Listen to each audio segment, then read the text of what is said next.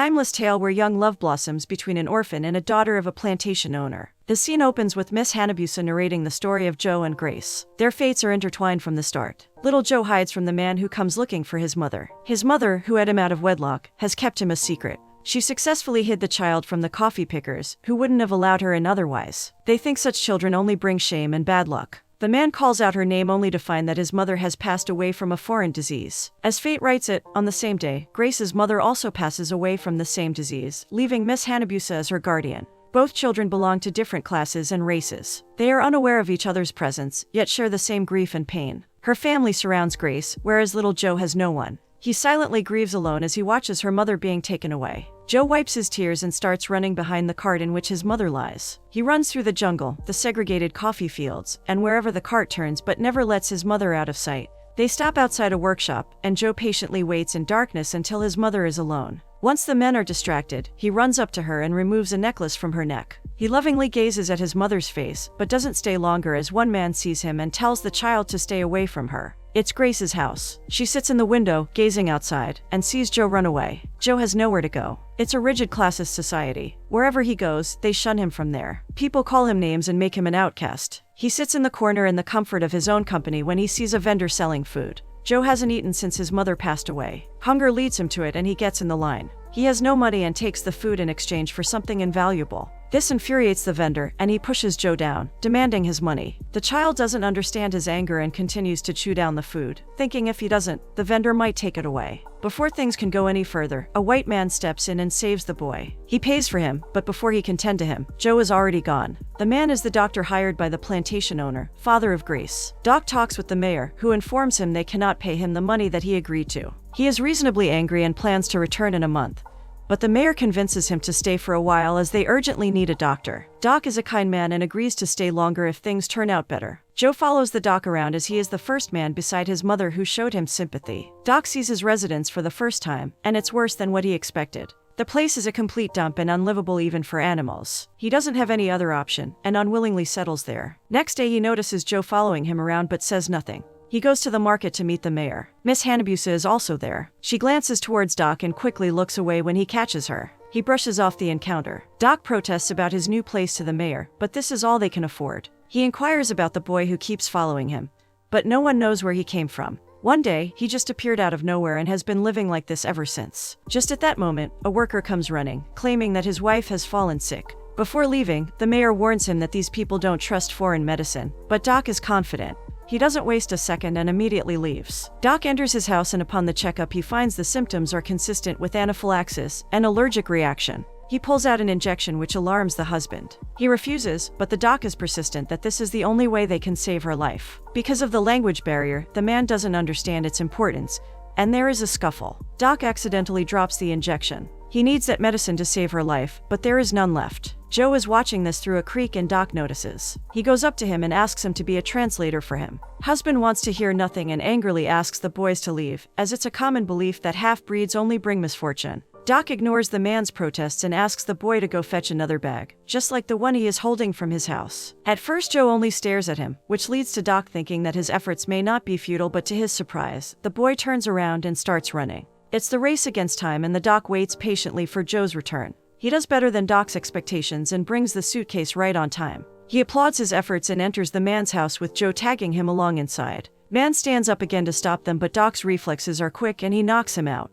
Doc pulls the man outside and closes the door behind. Joe watches the doc carefully as he tends to her. The injection does the trick, and he saves his wife's life. After asking his name, he takes Joe with him. Upon his arrival, the mayor asks him about the job, and Doc gives the credit to Joe for saving her life. They ask about his parents and Joe shows them his mother's pendant. Mayor recognizes it as soon as he sees it, and is surprised to find out that he is her son. She led a secluded life up on the mountain, away from everyone. Doc checks him if he has any symptoms as his mother passed away from the plague, but luckily, he is as healthy as one in his position can get. The boat leaves in a month. Until then Joe has nowhere to go, so Doc takes him in. On their way back home, Doc takes Joe to his house to collect anything he wants from there. They walk inside and there are Joe's mother's pictures lying on the table. He gently picks it up and the tragic memories of the loss he is suffering from comes rushing back into his mind. He sits on the bed and looks down as the sorrow inflicts him.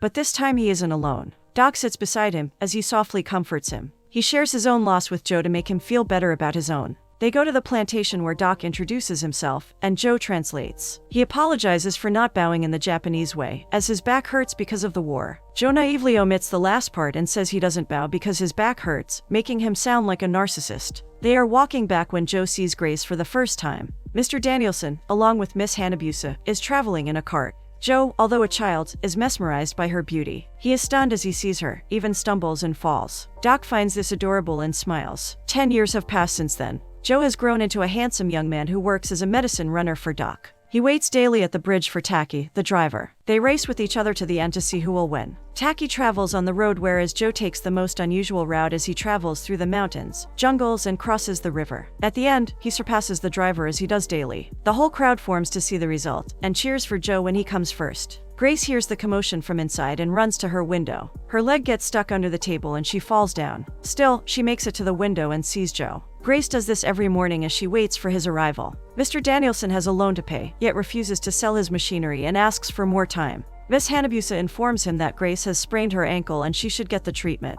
He doesn't want the doc to even come close to her as he spends most of his time with the sick workers. But when she tells him that Grace also has a fever, he reluctantly agrees. Hanabusa comes to see Doc, but unfortunately, he has gone to a city and it will take him 2 days to be back. Joe offers to help as Doc has been training him, and he thinks he is qualified for such a role in his absence. To his surprise, she agrees, leaving him dumbfounded. He recollects himself and runs to get his things. Doc is in Hilo in a lawyer's office. He isn't here for medicine but is actually in talks with a lawyer to adopt Joe. He has grown to love him and wants to give him a place in society that despises him. Legal system doesn't allow such adoptions, but he gives the man all his life savings to make it happen. Joe is anxious and out of breath when he reaches their house. Miss Hanabusa welcomes him and tells him to wait. Inside, Mr. Danielson is angry at Joe for even coming near to his house, and orders him to leave. Grace has been waiting for this moment all her life, and isn't willing to let it go when it's so close to her. She fakes an injury, and this time, her father has no option but to allow him in. Joe cannot see her, as there is a veil between them. She is only allowed to pull her leg out from the bed hanging.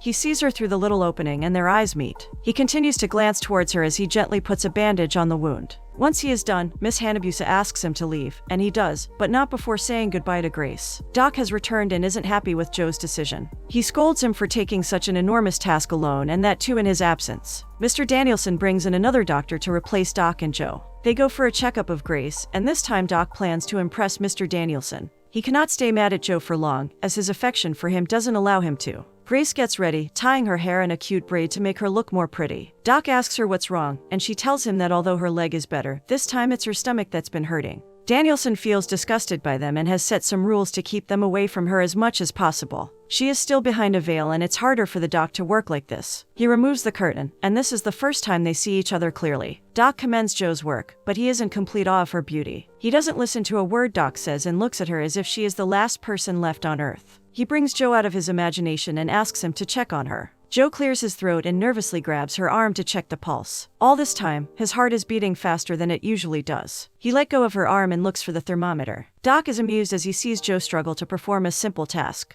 He sees the young love blooming and cannot help but be worried about him. During their walk back, he advises him to keep his focus on work and not let anything else distract him. Next day, Joe is on his way to deliver the herbs to Grace's house when he sees a shiny red car approaching him. Car is a rarity and Joe is fascinated by it. The man driving the car is Dr. Reyes, who has been called by Mr. Danielson. He asks Joe for directions to their house and tells him. Joe takes up the challenge and runs as fast as he can to reach there before Dr. Reyes can. He follows the same route as he does with Mr. Taki, and Dr. Reyes notices him. Though he loses this war, he can't help but be impressed by this man. Mr. Danielson treats Reyes with honor, and the rules that he made for Doc and Joe doesn't apply to him. He gets to meet Grace with no obstacle, and falls in love with her at first sight. Her family thinks that he is the proper doctor that they need. They see Joe running up to them and are repelled by him. They tell him that from now on Dr. Reyes will be their family doctor and Doc doesn't have to care about them, but only to keep his focus on laborers. Walking away, Joe looks back and sees Grace standing by her window. She waves at him and gestures for him to wait.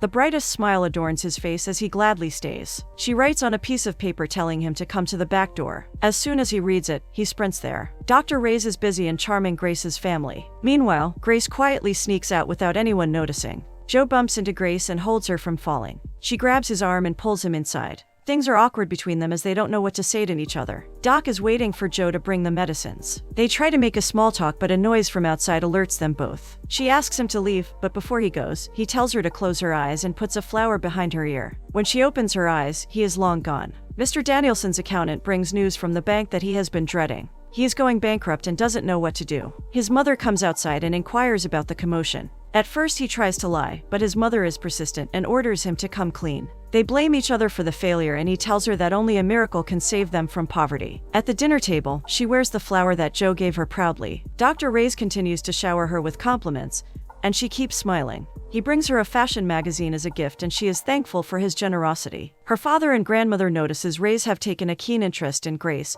and smile at each other. Danielson offers to give Doc's place to Reyes, and he gladly accepts it as it means he'll be able to visit Grace more often. Reyes goes to the town and Joe sees him there. His car still amazes him and he runs up to him. Reyes offers to take him on a ride, to which Joe happily agrees. Reyes has successfully charmed Joe the same way he did with Grace's family. During the ride, Joe offers to assist Reyes, as he thinks maybe he is more knowledgeable than Doc. He talks about Grace and Reyes notices he has a crush on her. He laughs at him for seeing the dreams that are unachievable. Reyes gives him a drink and tells him to man up first. Reyes doesn't think of it much and tells him to meet him in the morning. Joe comes back home and finds Doc waiting for him. Joe tells him that Reyes has promised to teach him modern medicine. Doc knows Reyes doesn't have good intentions and scolds him for spending time with his competition instead of helping him. But he doesn't care as long as he gets to travel in his car. Next day, Reyes brings Joe along with him up to a mill for his first case. He follows his every order like a straight arrow, even holding his cup of coffee in a moving car. Danielson tries to object to Joe's presence, but Reyes reminds him they need a translator. Patient is Danielson's accountant, who has harmed himself and wishes no treatment. Along with Danielson, he too lost all his money. Instead of treating him, Reyes tells Joe to hold him and hits the guy. Joe doesn't understand his methods. He asks Joe to bring salt, but Joe is confused, as using charcoal in this situation is the best treatment. Reyes reluctantly agrees with him and asks him to bring some. He cannot get the man to vomit as he uses the wrong technique. Joe notices this and offers to help. Reyes walks up to Danielson and tells him they are late, but Joe successfully revives the man. In truth, Reyes does not know what he is doing, and Joe's presence threatens him. He tells him they cannot work together anymore and drives off without giving him any explanation. Joe is hurt as he runs until he reaches the edge of the cliff. Standing there, he breathes the fresh air and takes in the beauty of nature. At the table, Grace notices her father and grandmother being exceptionally nice to her. They announce that she is going to get married to Dr. Reyes. Grace is torn. A match made in heaven for them, but a nightmare for Grace. Reyes has promised her father that he will invest in his plant, which will save the family from bankruptcy. A miracle Danielson and his mother were seeking, but it came at an expense of his daughter. Grace cries out that he is much older than her, but this doesn't concern them as they only care about the money. She storms off and refuses to listen to them anymore. Miss Hanabusa gets her ready for the meeting with Reyes but doesn't leave before telling her she has her back, no matter what happens. She goes to her window and sees Joe waiting for her.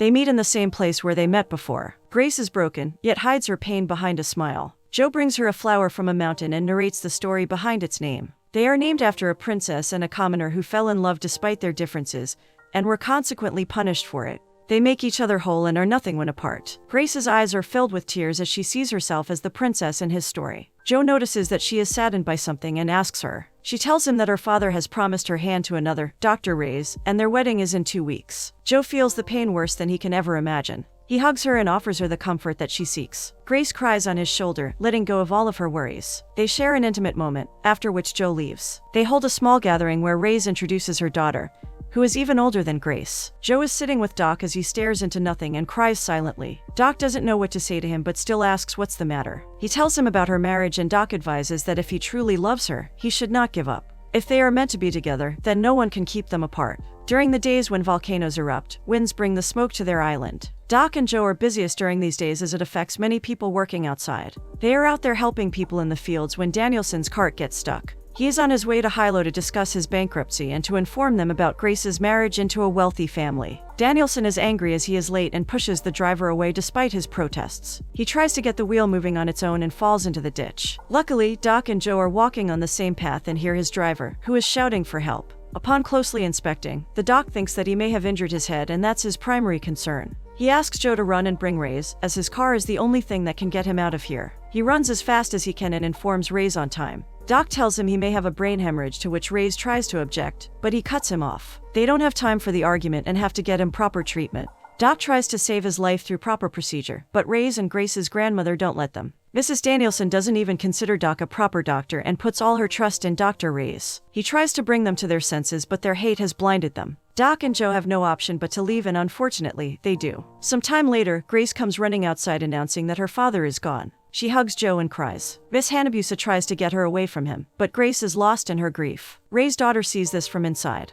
Mrs. Danielson tells Ray's it's not his fault that he is gone. She still isn't letting go of her ignorance to see the truth, which is in plain sight. She proposes that now, as the man of the house is gone, they should get married even sooner than it is agreed upon. His daughter asks them to come outside and see what she is seeing. As they do, they see Grace and Joe in each other's embrace. Her grandmother asks her to come inside, but she refuses. She holds his hand, making it obvious that they are in love, and announces that she will stay with Joe. This angers Mrs. Danielson, and she pulls Grace away from them and forbids her from ever seeing him again. Defeated, Joe and Doc walk back home. Joe asks if saving Danielson's life would have made any difference. He is disappointed at how things turn out to be, but Doc doesn't let him lose his spirit. He is proud of him for doing so well under such pressure. Even though Joe has lost all his hope, Doc is confident that he can still win her back if he keeps trying. He calls Joe his son, and he tells him he should never allow other people to define him. They see Ray's coming from behind. Doc wonders what he wants from them, but as he keeps getting closer, it becomes clearer that he is there to hurt them. Doc pushes Joe aside but cannot save himself. He is hit by his car and Joe runs towards him. He tries to help him, but he doesn't have enough time. Doc passes away soon after. Joe feels the pain same as when he was a child, but this time it was greater. Back then, he was just a child, not even aware of what existence is, but Doc was the father who helped him in the times when no one wanted him. Ray's comes forwards and plans to manipulate the report, making it look like an accident.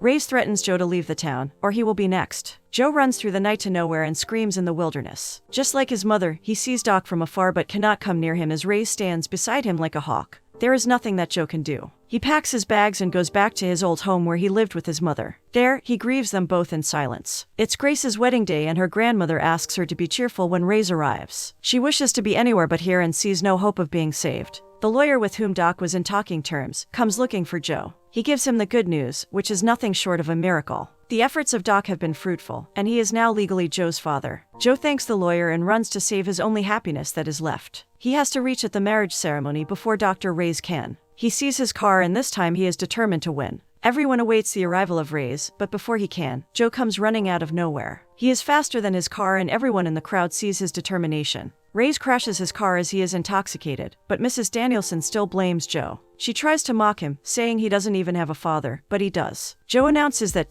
Dr. Elias Lawrence, has legally adopted him and he isn't Joe anymore. He is Joe Lawrence. He asks for Grace's hand in marriage and Miss Hanabusa as her legal guardian approves of the proposal. Ray's comes out of the car and is still persistent to marry her when Miss Hanabusa announces Danielson is actually bankrupt. He loses his temper when he finds this, as he only wanted to marry her for the money. Ray's humiliates himself and everyone sees his true colors. Joe Lawrence is now a young doctor where he lives in the house with his wife. Ray's is arrested for the crimes he committed and Hanabusa continues to serve them.